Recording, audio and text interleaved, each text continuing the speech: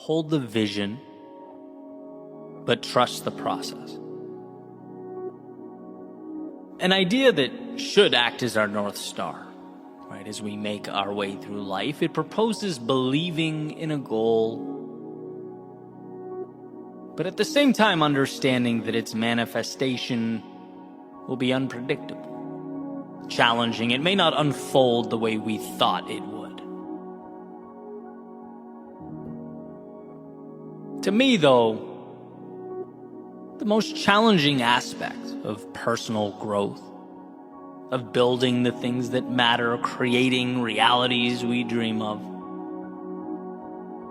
it's the mandatory dance we must do with time. The patience that's woven into the equation, it's the empty spaces that we tend to use for manufacturing doubt and disbelief when life has given us nothing to react to. It's like we create monsters in our heads.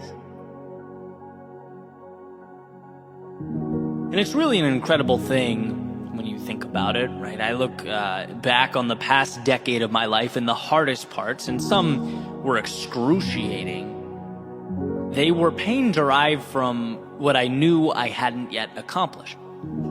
It was a feeling like I wasn't moving fast enough, like the winners in life had that over there and all I had was this over here. A completely nonsensical narrative, but one that certainly felt real. Discomfort from the delta or the gap between what I wanted and what I had. A feeling that would randomly dip in and out of my conscious mind as I sort of chipped away at my goals day in and day out. And I started to wonder, how can I better position myself to grow, to maintain that ambition, but also to do it with less anxiety, right? As I stated a few seconds ago, hold that vision, but perhaps improve my trust and relationship with the process. My ability to immerse myself in various pursuits without dwelling on the fact that I hadn't yet arrived. Because look, I know this game. We all know this game. There's always going to be another finish line to cross. That's a great thing, but can also, when we're not looking at it correctly, be to our detriment. There are always higher numbers to achieve. Again, incredible opportunity, but with the wrong perspective, dangerous. If you can't find a way to appreciate the now while you climb, you will be forever lost. There will always be a hole that's never filled. I think we need to be better about supporting ourselves along this journey. No one can be there for me like I can, and I think that's true for everyone. We need to be our greatest allies. So I brought this question up, as I tend to do, with a few of my friends, right, with different perspectives. They look at the world a little differently.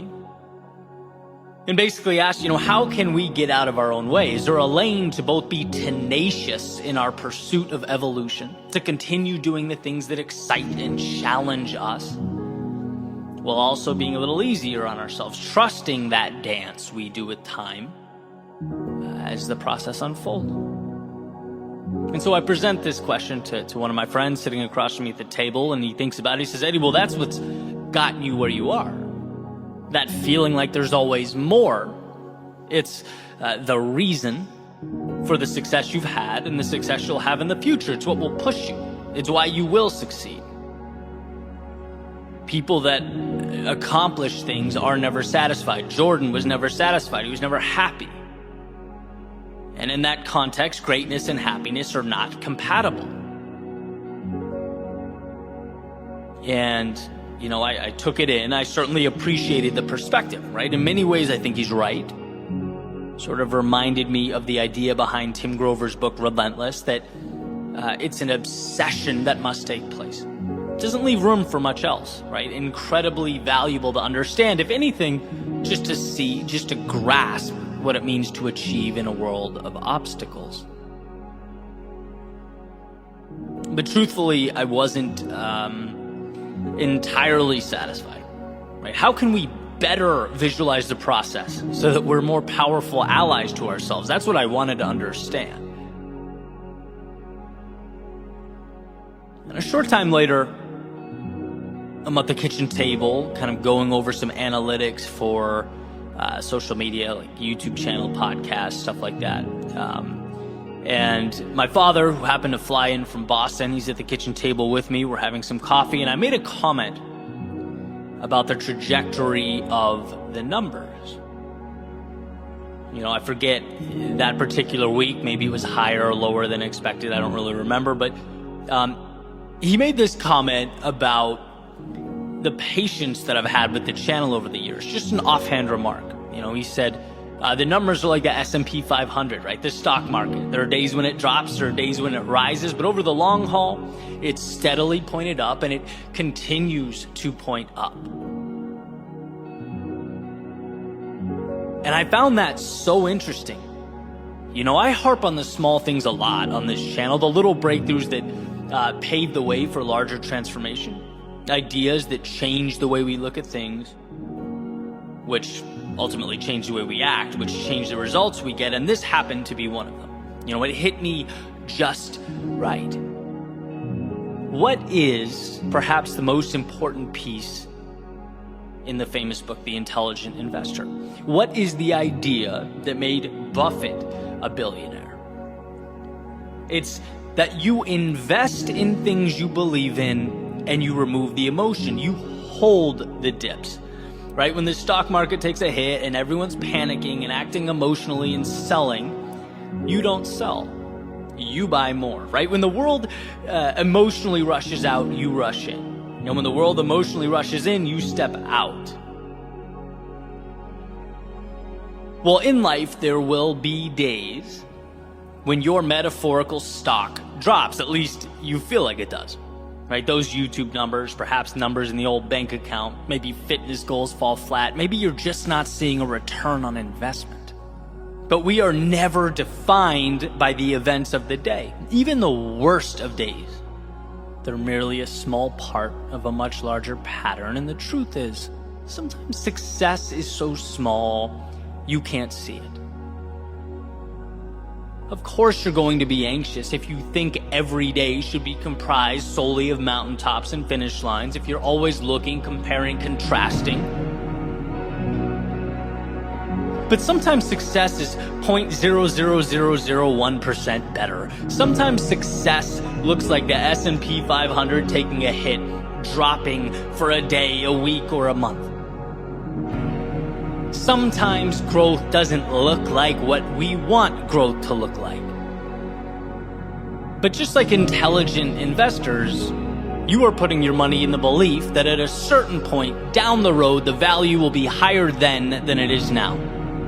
And this idea has been everything to me, particularly on the days when it feels like things are going backwards, over periods of time where I feel like I've been standing still, where the voice in my head presenting all kinds of scenarios that I could have been better or done more, and maybe so.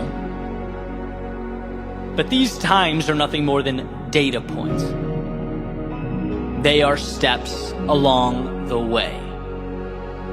And knowing this, it essentially frees me from the delusion that growth is always visible, that I can always look around and see visible triumph. It allows me to march towards my goals and my dreams, having a renewed relationship with each step. You know, there's a saying that we need to keep our head in the clouds and our feet on the ground. Life is a continual juggling of extremes, and I think this gets it right. Our strength is in the ability to take those steps, each one a message to the universe that we are stronger than we were yesterday.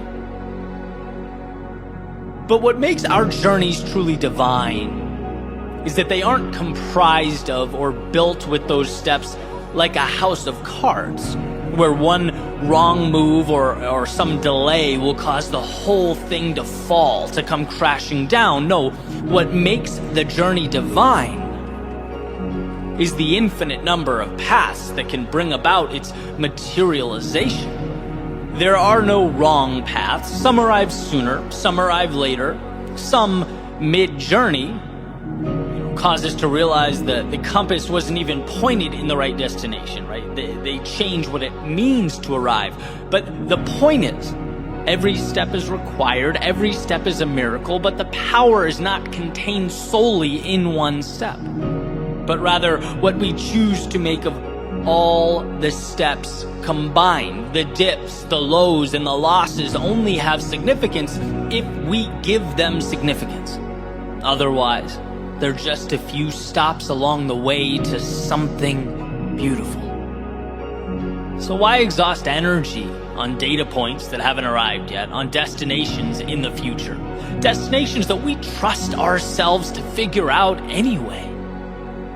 Our emphasis should be on the present moment, on gratitude for the fact that we get to wake up and choose the pursuits that we've chosen.